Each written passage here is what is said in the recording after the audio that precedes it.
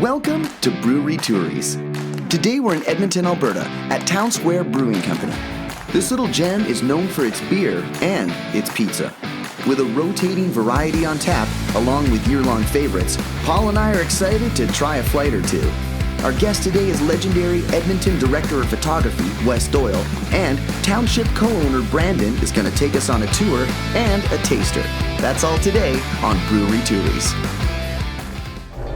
Hey, Matt. Brandon. How's it going? Good, how are you doing? Good, good. Hey, Paul. Welcome back again. Thank you. Thank you so much for having us here at Town Square Brewery, Brewing. We are excited to be here.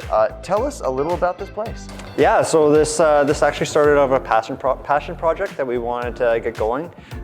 Focused a little bit more on the pizzeria side, but scaled up into the brewery and been making beer ever since. Sweet. Pizza and beer go very well together. It does not go wrong. One of the beers that we're most famous for is our Beets Sour. And so it is a kettle sour beer with beets. And it's actually won silver at World Beer Cup last year. So we're the third brewery in Alberta since 1994 to ever win a beer cup. Oh, congratulations. Yeah, that's great. You know, I actually know that, and full confession, I have come here a few times. This is right in my neighborhood. I love this place. And that is one of the best sour beers ever. We're gonna have to try it later. But before we try, the important thing is getting a tour. Definitely. Let's go. All right, while Paul goes on this toury, here is today's beer fact. You guys have fun. Cheers. Brewery Toury Beer Facts. Beer is the most popular alcoholic drink in the world, and in 2016, people consumed nearly 50 billion gallons of beer worldwide. So this is where the magic happens, back here. Copy that. So it's a tight little playground, that's for sure. So the first process of the brewing is obviously develop the recipe. Once the recipe's developed, the key ingredient is the malt barley, which we are blessed beyond measure here in Alberta. This is a specialty malt that we get from these guys. And so you have your grain bill, and then you end up sticking it into this fine machine. This is our mill. Okay. And so what happens is the malt will go in there and it cracks it open, just kind of goes through a couple rollers, it will crack the whole thing open. It doesn't grind it into flour. And then it feeds it up an auger line. That's this here? That's correct, yeah.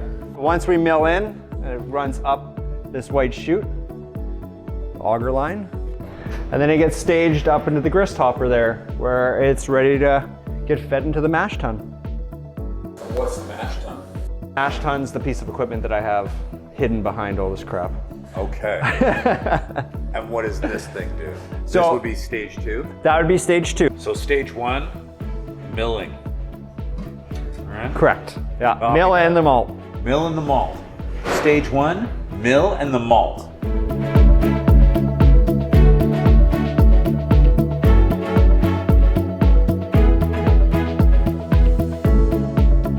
This here is the heart of the brewery. So this is where we extract all the sugars from. Okay. Obviously grain goes in.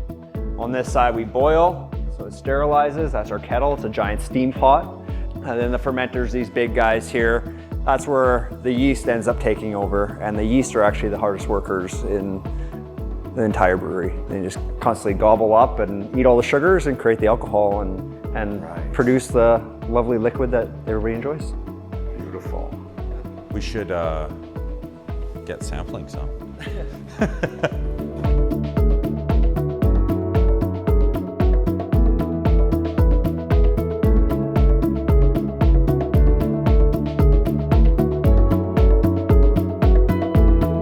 Hey guys, so how was the tour? Tour was awesome. This place is pretty tight space. And did you learn a little more about beer, Paul? I did. That is one of our goals. Paul is going to learn how to make his own beer by the end of this. Bathtub beer. Great. So interesting thing about that tight space that you have back there is, it's not just because we love to be contortionists and confined in a box, but obviously that's what we had to work with right from the get-go. But interesting fact is that's 900 square feet where our production facility is, and based on square footage by liter, we're the smallest in Edmonton. Crazy. Yeah. That's cool. But the biggest heart. That's right. And I'm not just saying that because now comes the time where we get to try stuff. So that's the best part. Yeah, we're ready for a flight? Let's do it. Okay, well, a flight is being poured. Here is today's beer history. Brewery Tours, Beer History. Not only did the ancient Egyptians make and drink their own beer, but an ancient Egyptian document lists 17 distinct types of beer with names like Joybringer and Heavenly. Even back then, people were coming up with really cool names for beer. Brewery Tours, Beer History.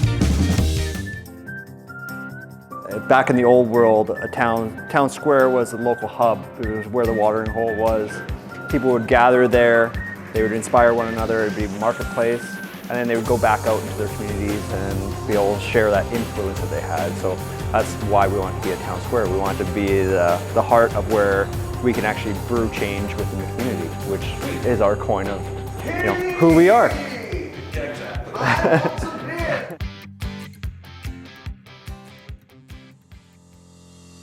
Okay, it is time for flights, my favorite part of the show. And another favorite part is we like to have a guest. And today we have famous cinematographer Wes Doyle with us today.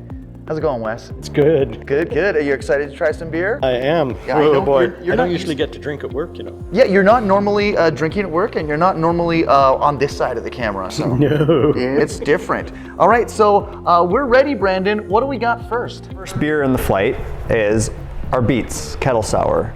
So this was our first sour beer we ever made, and so we decided that if we were gonna take a risk and do something that we might botch, because we didn't really understand or know the process at that time back in 2017, we might as well throw some vegetables in there and actually have some fun.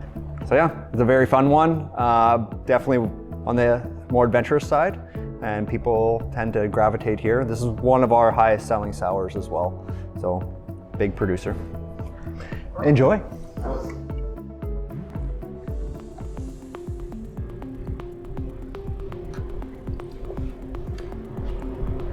Well, that's good. I love it. It's refreshing, and the difference between this and a normal sour is that a normal sour, it's like the ones that you have from places. They often can taste a little, I don't want to say chemically, but there's a bit of an artificial thing. And this, There's a tin. yeah, and this is a natural sour. Yeah, it's good. it's really nice. What do you think, Wes? It doesn't taste like borscht at all. No, it doesn't. It doesn't taste like borscht. It's really good. So the second beer on the flight is my personal favorite because it has a lot of sentimental value. This was our very first beer that we ever created. When we first started the place, there was 2 brewers and myself. Never brewed on the brew house. Designed the first recipe to be an amber ale, and then we challenged each other to all change one thing and then brew the beer. And that's what we did, and that's what came out to Forged Rye Amber. Definitely gives you the roastiness, a little bit of chocolate, biscuit flavors that come into it. It is a very refreshing and savory beer. Ooh. Yeah, that smells potent. Oh, wow.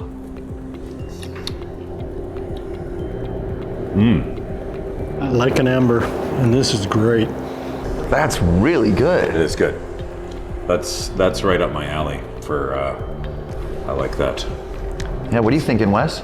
Nice and complex too, right? It's complex, but not too strong on the tongue. Yeah. Brandon, what's the third one? Third in the lineup is our Megawatt New England IPA. So like most breweries, the New Englands or hazies or juicies tend to be the highest producers. That's the case for this one. So obviously a lot more of a sweeter, juicier flavor. A lot of citrus aromas that come through this guy. Yeah, it's definitely has to stay on the flight, always has to stay on the board. And it's definitely our biggest seller. Megawatt. Oh, yeah. Oh yeah. This would be a good breakfast beer. Yeah, it would. This seems kind of crushable. But then you have to do that thing where you say, during breakfast, what am I doing with my life? I mean, We're here. Or what beer am I having for lunch? yeah, what beer am I having for lunch? You're right, Wes. You're right. I'm gonna listen to Wes. He knows more about this. So Brandon, what's number 4? Our fourth in the lineup is our barrel aged beer. So this is our Liquid Lullaby, so our Imperial Stout. that we put into the Buffalo Trace barrels and let it age. I think this one was about 14 months. It comes in at 10.6% ABV, so a slow sipper. Definitely a lot of chocolate notes. When it's super cold, the Buffalo Trace bourbon comes in really sharp, and then as the beer warms up, you get more of the chocolate notes, some of the coffee notes that start to come into it, and the sweeter body.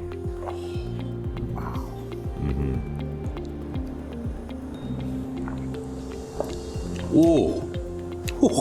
Oh my goodness. That's got a kick. Yeah, that's. That makes a statement. It does. That has got some punch. This is definitely dinner.